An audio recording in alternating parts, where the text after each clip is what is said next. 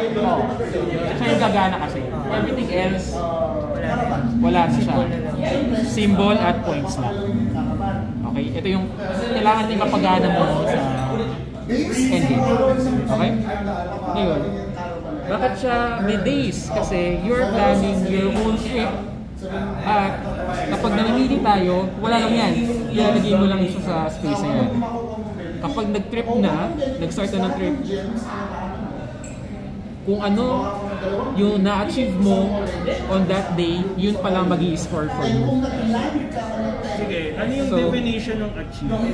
Sample na. Ito flavor lang. Flavor lang. So, ganyan.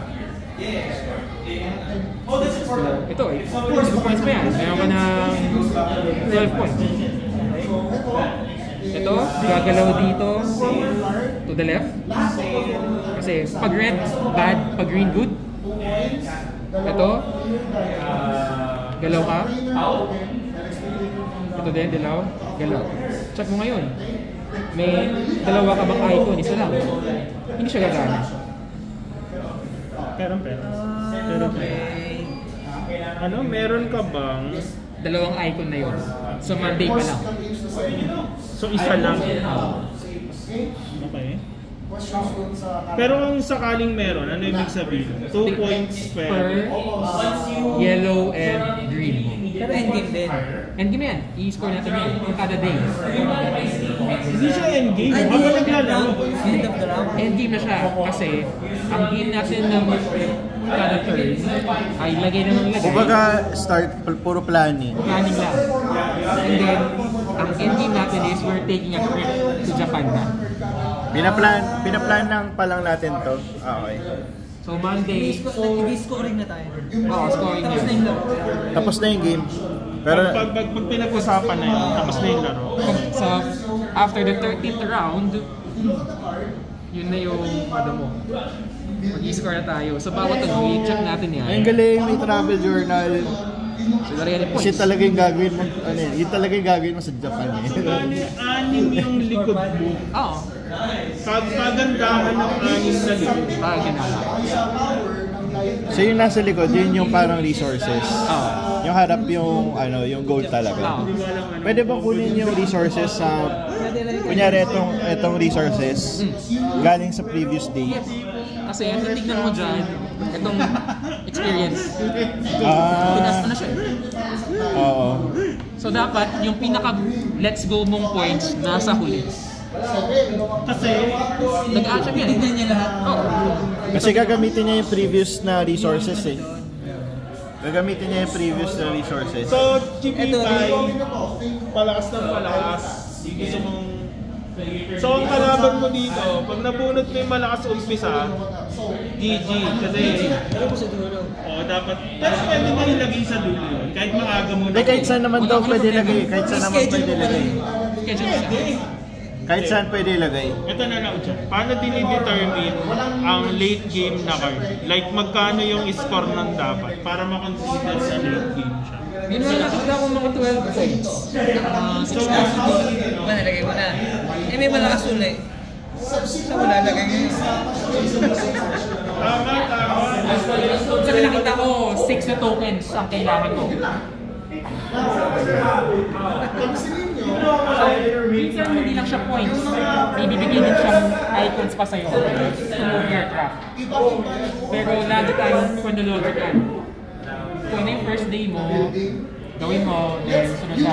Cumulative na siya. Okay? So yun yung ganun. So walang kwenta yung mga... Kumuha ko ng ganito. May ganito ba talaga? Dito siya. So walang kwenta yung mga ganito kapag atapan na. Tama. Tapos Pero di mo na siya pwedeng bawiin, no? hindi na. Tatakpan mo na lang ulit. Takpan mo na lang or gusto mo takpan o siya yung gusto mo paganahin. Ganun na.